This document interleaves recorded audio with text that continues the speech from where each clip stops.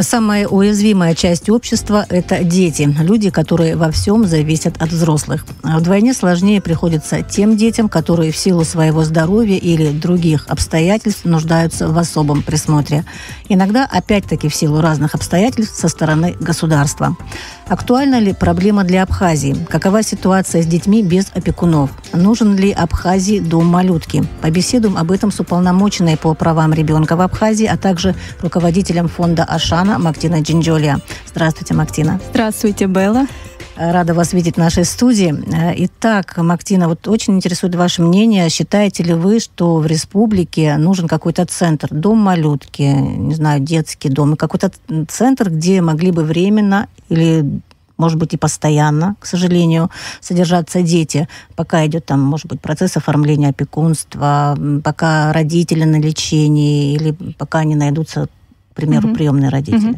Очень хороший, актуальный вопрос был. Одно могу сказать точно, что нашей стране не нужен детский дом или дом малютки, но нужен центр временного пребывания детей, потому что весь мир уже отходит от детских домов, и все стремятся создать атмосферу, да, ближе к семейной для детей, которые без того оказались в сложной жизненной ситуации.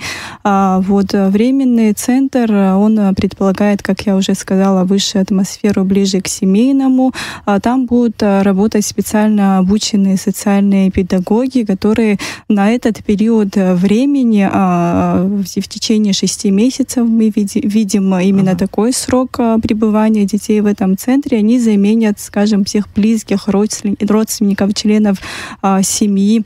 И центр, если говорить о его расположении, он должен располагаться в центральной части города, чтобы были поблизости детские сады и школы, так как это детский центр предполагает нахождение детей от 0 до 18 лет, то есть там дети могут быть дошкольного возраста, школьного возраста, чтобы они не выпали из социальной жизни, чтобы могли, как и все дети, посещать и детские сады, и школы, и не выпасть из социальной жизни. Поэтому там очень много нюансов необходимо предусмотреть, чтобы центр соответствовал всем требованиям, так как речь идет о детях, как вы в самом начале сказали, о уязвимой категории. И от нас, взрослых, зависит, скажем, будущее, да, этих детей, особенно когда речь идет о тех детях, которые оказались без опекунов в сложной жизненной ситуации, тут необходимо, прежде чем принять какое-то решение в отношении их судьбы, необходимо несколько раз обдумать, дабы не навредить, да, детям, которые так оказались в такой ситуации. Насколько, вот по вашим данным, много вот таких детей, которым бы пригодился этот центр, о котором вы говорили, и вообще, которые нуждаются в определенном, скажем так, присмотре, уходе, сопровождении хотя бы на время, да? Есть картина по районам, в чем есть отличие, в чем сходство? Одна неблагополучная ситуация, она отличается от другой, да, скажем, неблагополучные ситуации. Можно приводить цифры там огромные, большие, завышенные, но если исходить из статистики социальной службы поддержки детей и семей, то они говорят о том, что единовременно от 10 до 30 детей в год нуждаются в помощи такого рода центра. Вот мы видим центр, если о количестве говорить, на 10-12 детей, потому что если делать центр на большее количество детей, он уже будет похож на тот же интернат, на тот же детский дом, а мы уже выше говорили о том, что мы хотим создать такую атмосферу домашнюю, в котором социальные педагоги вместе будут с детьми готовить, убирать, соблюдать гигиену. И даже если потребностей больше будет, если людей больше будет нуждаться детей? Необходимо определить критерии отбора, какие-то самые острые случаи. как бы весь мир уже отошел от такой практики домов детских на большое количество детей, казенных, казенных, поэтому у нас сейчас есть уникальная возможность перенять тот горький опыт, через который уже прошли, скажем, другие государства и страны, и сделать лучшее для наших детей. Так почему мы должны начинать сначала, когда мы можем взять лучшее и сделать как лучше? То есть используя, очень много готовых наработок, вся практика мировая, которую можно изучить, использовать. Мы анализировали эту ситуацию вместе с органами, которые работают именно в сфере защиты прав и интересов детей. И все то, о чем я говорю, это уже исходит из глубокого анализа вообще международной практики.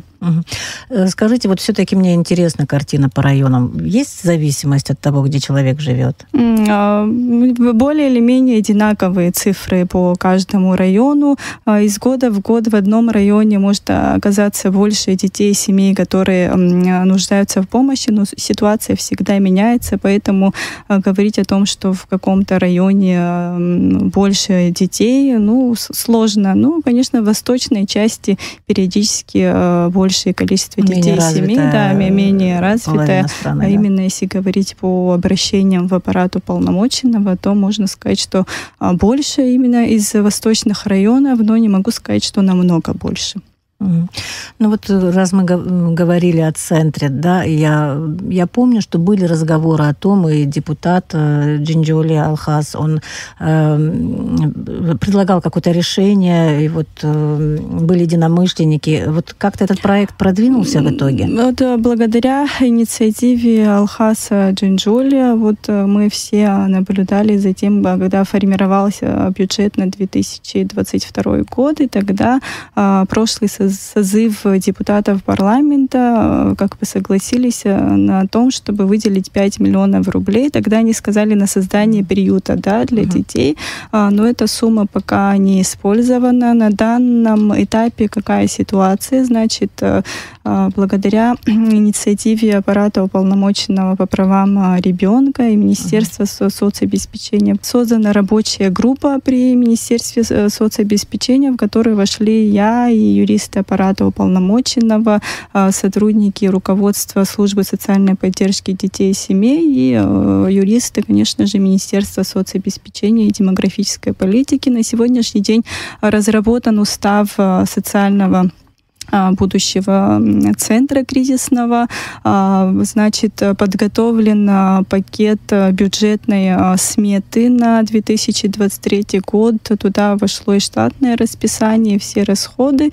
И, насколько я знаю, министерство уже должно было предоставить в кабинет министров данный пакет. Мною лично и сотрудниками аппарата было рассмотрено много вариантов частных домов, которые выставлены на продажу. Мы выбрали из них 2 наиболее подходящих дома. Ценовая категория от 5 до 13 миллионов рублей. И на сегодняшний день остается вопрос политической воли и политического решения. Необходимо принять решение Кабинета министров о создании такого центра. Кстати, мы видим его именно при Министерстве соцобеспечения и демографической политики как отдельное ГУ.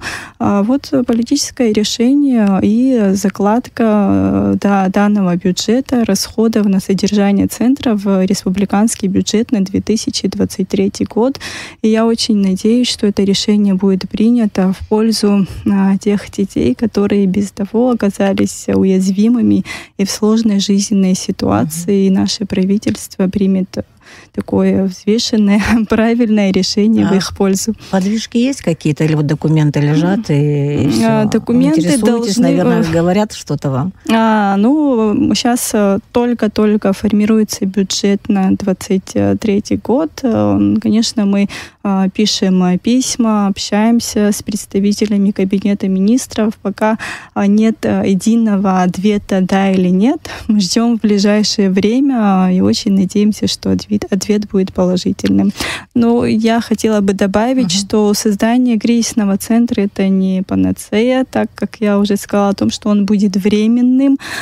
И тут, наверное, возникнет вопрос, что делать дальше. Да? 6 месяцев — это такой срок, время летит быстро. Что делать дальше, как решать вопрос судьбу детей? И какие механизмы должны быть рассмотрены, разработаны альтернативные формы устройства детей. Для начала можно в пилотном варианте подготовить 5-6 приемных семей, которым будет оплачиваться, скажем, пособие от государства, и они должны быть подготовлены для опеки, да, детей, которые оказались в сложной жизненной ситуации. Это могут быть дети разного возраста, разного социального статуса, разного, скажем, психотипа и состояния здоровья. Это могут быть и дети с инвалидностью. Можно вначале как бы начать с детей с легкой инвалидностью, потому что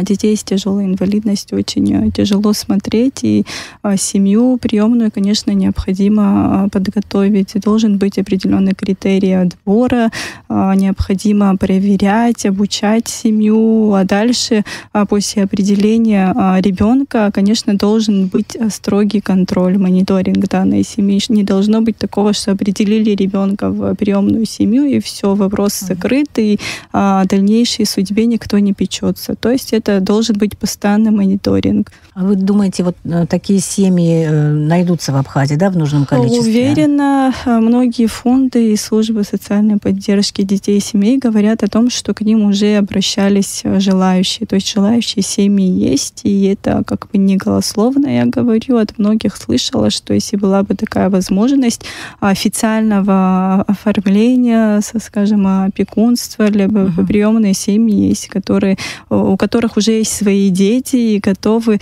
наравне со своими детьми делить любовь и заботу с приемными. Но самая, конечно, главная задача — это, конечно же, реинтеграция детей в семью. Если у ребенка есть семья, да, отец, мать, близкий родственник, дедушка, бабушка, и за время его нахождения службы должны работать над оздоровлением, скажем, климата в семье, чтобы впоследствии ребенок был реинтегрирован, возвращен в семью. Но это в случае, если она у него есть. Ну, конечно, есть и случаи сиротства, и, конечно же, такого поведения родителей, в случае которых невозможно ребенка обратно определить в семью. То есть каждый случай должен быть рассмотрен индивидуально, но самая основная цель и задача всех органов должна быть, чтобы вернуть ребенка в семью свою кровную, если это возможно. Мы вообще вас позвали на интервью, исходя из частного случая. В одном из интервью ранее, да, нам рассказали, что почти 2 месяца годовалый ребенок находится у одной из сотрудниц органов опеки, так как его мать на лечении в психиатрической больнице. Это частный случай, там не обязательно называть имена. Вот все-таки мы говорим как бы сейчас отвлеченно в общем, да, что надо то-то, то-то. Ну вот такой конкретный случай. И что в этом случае на данный момент может предоставить государство вот такому ребенку? На данный момент, согласно Семейному кодексу, когда нет такая ситуация, скажем, сложная, жизненная, когда как бы ребенка временно не могут смотреть ни мать, ни отец, и нет неопределенный опекун, то орган опеки берет на себя такое обстоятельство. То есть согласно закону, тут, естественно, орган опеки взял на себя обязательства и выполняет их. Вот это хороший пример необходимости такого центра, о котором я говорила. Если бы центр уже был открыт и работал, то в первую очередь в экстренном порядке ребенка поместили бы в этот кризисный центр до решения вопроса опекунства, или же там, даст Бог, благополучно ребенок будет соединен со своими кровными родителями. То есть на этот период его бы смотрели социальные педагоги в кризисном центре. Вот на данном этапе, так как центра нет, то согласно Семейному кодексу орган опеки взял на себя такие обязательства. Это временный. На какой срок? он может брать? Это временно, там указано в Семейном кодексе сроки, но, и, насколько я знаю, уже вопрос будет решен в судебном порядке, и в ближайшее время, думаю, они, я не знаю, публично будут озвучивать, но, скорее всего, нет, так как это частный случай, и судьба ребенка будет решена. Просто не хочется конкретно именно на эту тему говорить, потому что болезненно воспринимается в маленьком. Ну, вообще мы и права не имеем частные случаи. Ну, то есть он будет устроен решением суда? Решением суда, да. Скорее всего, наверное. Ну, я не могу сказать, может, у родителей, может, у родственников это будет решать суд, и, естественно, орган опеки непосредственно будет участвовать во всех судебных процессах, и мы, как аппарат уполномоченного, тоже будем мониторить как этот вопрос, о котором вы говорите, так и все случаи обращения к нам в аппарат уполномоченного по правам ребенка, когда вопросы касаются несовершеннолетних, либо определения их места жительства, либо там вопросы касаемо лишения прав родителей. Аппарат уполномоченного мониторит в судах все вопросы, которые в судебном порядке решаются и касаются несовершеннолетних.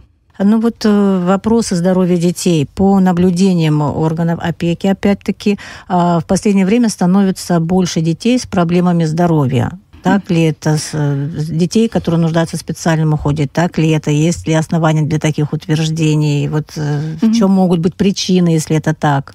Я не могу сказать, что это в последнее время. Я параллельно, вы знаете, являюсь руководителем фонда. Уже более 10 лет работаю в фонде. К нам обращаются родители тяжелобольных детей. Не могу сказать, что статистика обращений увеличилась, как 10-11 лет назад обращались, так и обращаются по сей день. Ну, я думаю, что это связано с тем, что раньше в средствах массовой информации меньше говорили о таких детях, вернее, о их проблемах. А в последнее время с появлением фондов, общественных организаций, с помощью СМИ, в том числе и телевидения, просто больше стали их озвучивать, и сложилось такое впечатление, что таких детей с проблемами здоровья стало больше, но не могу подтвердить данные. Но это органы опеки, это не просто люди, которые СМИ. Органы опеки, насколько я знаю, ДЦП много вдруг случаев опять. Скорее всего, случаев обращения именно в их орган опеки они имели в виду, а в общем не могу сказать, что статистика намного возросла именно по моим наблюдениям и опыту работы в фонде Ашана. Но, возможно, они имели в виду, увеличилась статистика обращения именно в орган опеки. Насколько я знаю, они с 2019 года как отдел при администрации работают, и, видимо, они исходят именно из данных от 2019 года, возможно. Вот не могу не спросить, раз вы здесь, пользователи соцсетей, недавно всколыхнула одна ситуация, история выплыла в социальные сети, которая сложилась с ребенком по имени Тони, с тяжелым повреждением головного мозга. В этой связи напрашивается вопрос о том, как охраняется здоровье матери и ребенка здесь у нас в стране. Ведь это вопрос, от которого напрямую зависят очень важные проблемы, связанные с демографией в том числе.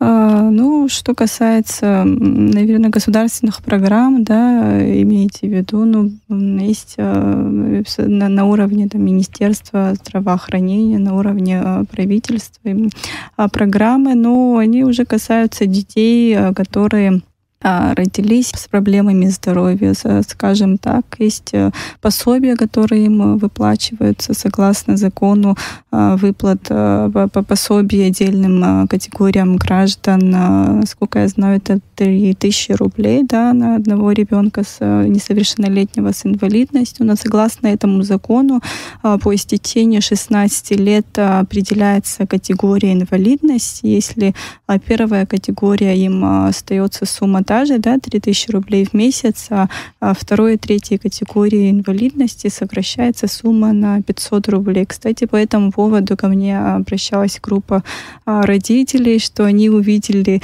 в этом некий элемент дискриминации, потому что от того, что определилась категория в 16 лет, сумма, скажем, затрат на содержание ребенка с инвалидностью, она не уменьшилась. То есть они обратились с тем, чтобы я обратила внимание внимание на вот этот пункт в законодательстве, а также с тем, чтобы мы просили совместно с родителями тяжелобольных детей о том, чтобы повысили сумму вообще выплат, потому что 3000 рублей, даже если без сокращения на 500 рублей, мало что какие нужды может эта сумма покрыть. И мы обращались от аппарата уполномоченного в Министерство соцобеспечения. Был ответ официальный получен с тем, что это связано именно с определением категории инвалидности. И, соответственно, в зависимости от степени тяжести, как бы определялась сумма, но этот вопрос мы будем лоббировать и обращаться к депутатам парламента, чтобы все-таки проблемы несовершеннолетних, проблемы тяжелобольных детей сегодня стояли на уровень, даже на несколько уровней выше, потому что это одна из приоритетных задач государства, это здоровье нации, здоровье должно быть одним из приоритетных, скажем, задач. Это вопросы, касаемые вообще детей и их здоровья. Надеюсь, что так оно и будет. Ну да, охрана матери и ребенка, как у нас в стране поставлена, я имею в виду весь период, пока, допустим, женщина готовится стать матерью, рождение, первые дни после рождения. Вот как это на государственном уровне у нас поставлено, и часто ли обращаются к вам с тем, с какими-то, скажем так, жалобами на то, как проходит весь этот процесс? Еще не было ни одного обращения в аппарат уполномоченного по правам ребенка. Вот по случаю, про который вы говорили, нам звонили, должны были обращаться, но пока официального обращения не было. Естественно, если поступит запрос, официальное обращение, мы, в свою очередь, тоже обратимся в Министерство здравоохранения о том, чтобы была проведена проверка по данной ситуации, по данному случаю. Вот такой нашумевший случай за период моего назначения уполномоченным впервые. Вот и нам звонили, но пока могу сказать как есть, что письменного заявления от семьи данного ребенка нет. Но каждая беременная женщина, она встает на учет в женской консультации, и за весь период беременности ее ведет определенный специалист. Естественно, в случае каких-то нарушений и патологий, тот врач, который ведет, он должен предупредить, заранее заметить и направить на соответствующие анализы. Поэтому ответственность, конечно, большая в этот период жизни матери лежит именно на врача, который ведет ее беременность. Понятно. Не так давно вы встречались в России, в июне, по-моему, это было, с Анной Кузнецовой. Она зампредседателя Государственной Думы по защите прав ребенка. Да. Это ваша коллега, можно сказать. Вот. И вот мы узнали, что омбудсмены России и Абхазии сотрудничают в рамках меморандума о взаимопонимании и взаимодействии. Вот какие проекты в рамках этого меморандума есть и насколько они наполнены практическим смыслом?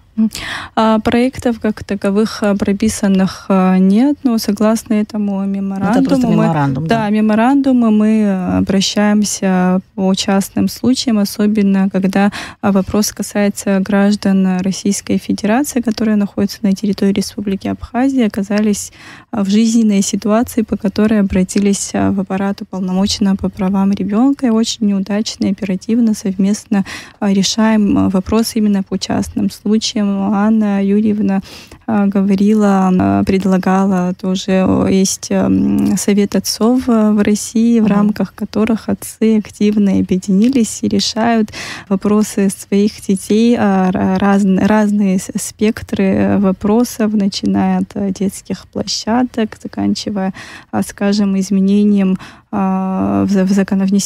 изменений в законодательство. Все вопросы, касаемые именно охраны жизни, здоровья, детства детей. И я говорила с председателем данного совета пообщались и сошлись на том, что при первой же возможности он посетит Абхазию, и будем обсуждать вопрос создания подобного совета на территории нашей республики. Только пока не знаю, насколько это у нас отцы как-то всегда решают вопросы своих детей, но на первый план как-то ставят своих жен, супруг. Они как серые кардиналы решают вопросы, но не любят себя показывать. Поэтому немножко хочу промониторить ситуацию, насколько это будет у нас активно, насколько отцы будут активно говорить о проблемах своих детей, о проблемах детства. Если такой проект будет у нас реализован в Абхазии, я буду этим гордиться, и я думаю, что все мы. Какие еще проекты в сфере защиты прав ребенка вы планируете в дальнейшем в Абхазии, кроме этого? Коротко, да.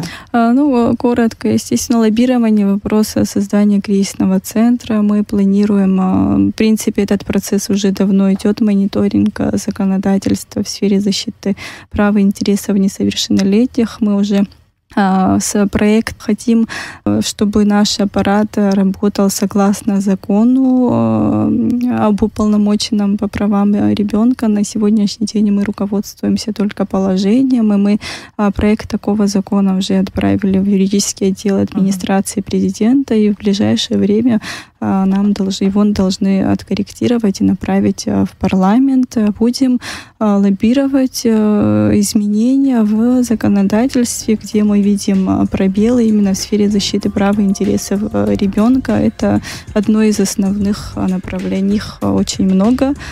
Спасибо вам большое, Мактина. Какова ситуация с детьми без опекунов, детьми с проблемами здоровья, как государство и общество их поддерживает? Мы говорили с уполномоченной по правам ребенка в Абхазии, руководителем фонда Ашана Мактиной Джинджолия. Такие были обстоятельства.